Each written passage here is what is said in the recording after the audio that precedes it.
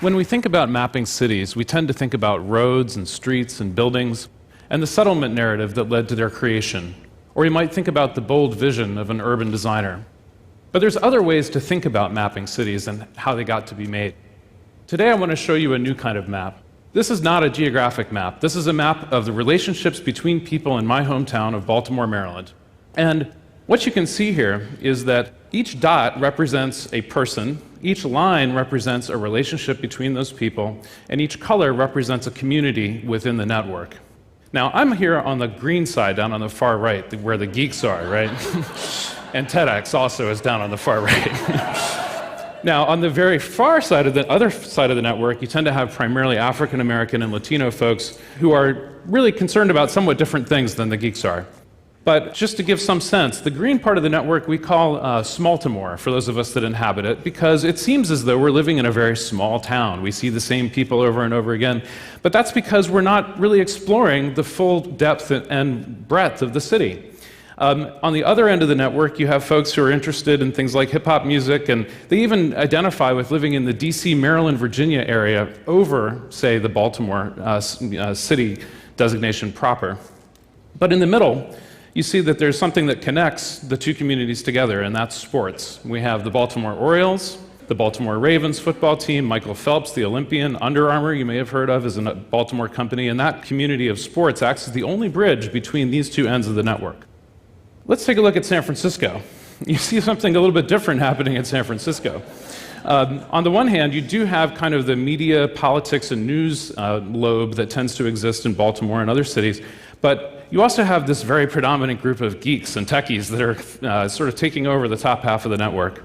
And there's even a group that's so distinct and clear that we can identify it as Twitter employees next to the geeks, right in between the gamers and the geeks, at the opposite end of the hip-hop spectrum. So you can see, though, that the tensions that we've heard about in San Francisco in terms of people being concerned about gentrification and all the new tech companies that are bringing new wealth and settlement into the city are real, and you can actually see that documented here. You can see the LGBT community is, not really getting along with the geek community that well, the arts community, the music community. And so it leads to things like this. Somebody sent me this photo a few weeks ago, and it shows kind of what's happening on the ground in San Francisco, and I think you can actually try to understand that through looking at a map like this. Let's take a look at Rio de Janeiro. I spent the last few weeks gathering data about Rio. One of the things that stood out to me about this city is that everything's really kind of mixed up. It's a very heterogeneous city in a way that Baltimore or San Francisco is not. You still have kind of the lobe of people involved with government, newspapers, politics, columnists. TEDx Rio is down on the lower right next to bloggers and writers. But then you also have this tremendous diversity of people that are interested in different kinds of music. Even Justin Bieber fans are represented here. Other boy bands, country singers, gospel music, funk and rap and stand-up comedy. And there's even like a whole section around drugs and jokes. How cool is that? And then the Flamengo football team is also represented here. So you have that same kind of spread of sports and civics and the arts and music, but it's represented in a very different way. And I think that kind of maybe fits with our understanding of Rio as being a very multicultural, musically diverse city. So we have all this data. It's an incredibly rich set of data that we have about cities now, maybe even richer than any data set that we've ever had before. So what can we do with it? Well, I think the first thing that we can try to understand is that segregation is a social construct. It's something that we choose to do, and we could choose not to do it. And if you kind of think about it, what we're doing with this data is aiming a space telescope at a city and looking at it as if it was a giant high school cafeteria and seeing how everybody arranged themselves in a seating chart.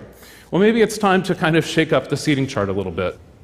The other thing that we start to realize is that race is a really poor proxy for diversity.